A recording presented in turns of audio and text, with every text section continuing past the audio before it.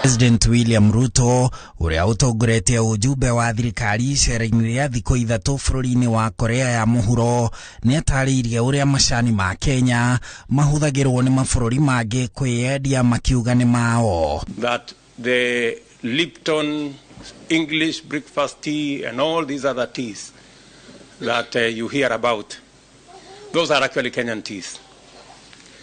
The people who are calling it English breakfast, the English themselves, they don't have a single bush of tea. Nake minister wa maũndũ ma nja ya bũrũri agatarĩria ona mahũa ma Kenya mahuthagĩrwo na njĩra o ta ĩyo. We don't want to sell raw coffee that comes here and then it's processed and then sent to the rest of the world. South Korea buys flowers. They love flowers. They have flowers everywhere, you know. But the flowers they buy here are from Kenya, but they are stamped made in England because they go to England and then they are brought here. Riu ni ihinda ria gucenjia mbica ino kuona kahũa na macani ica ikuhĩ mariumaga bũrũri-inĩ marĩ mathĩe na marĩ na rũri rwa Kenya itemi-inĩ rĩa gũtura mawĩra gũkũ bũrũri-inĩ na kwendia ũkaraũ wa Kenya harĩ gũkũria kahũa na macani mekũranĩire thĩ yothe. We are now going to have a common user facility in Mombasa, in the special economic zone in Dongokundu. As you're all aware, we are exporting 95% of all our tea unprocessed or semi-processed. That is going to change. In the next 5 years, at the minimum, we must move from 5% of processed tea to 50%. And then in the next 10 years, we should be processing every gram of tea leaving Kenya. And I'm ready and willing to fast track that process to ensure that we have our coffee coming here to Korea so that you people will have the best coffee around. And secondly, we will be able to get a better price for coffee for our farmers that are doing it in Kenya. Naona mahua megukorwo makigererio mutaratara-ini uyu. We want to be able to sell our flowers directly.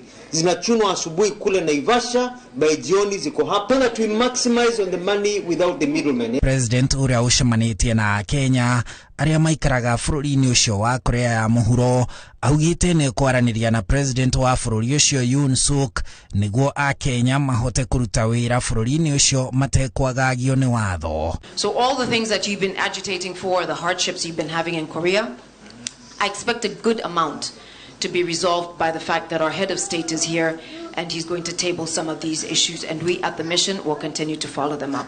That is why we'll have a trade office in the embassy that will be able to handle your issues. We want to set up a mechanism that is approved and understood by the government of Korea.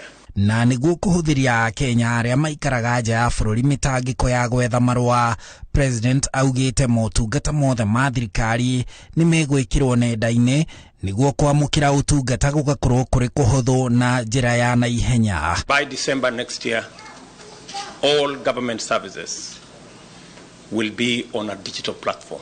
Within the next 6 months, our telcos, Safaricom, Airtel, Telecom Kenya, Jamii Telecom, they have come together to produce the first truly Kenyan handset. We're also working on a program for M-Pesa. If you want to send M-Pesa home, we want to work on a program so that you can actually use your numbers here and be able to M-Pesa straight home without money being lost in there.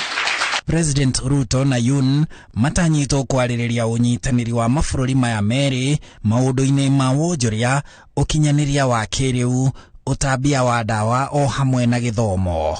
Handũ-inĩ ha Inooro TV, njĩtagwo Harun Njoroge wa Maina.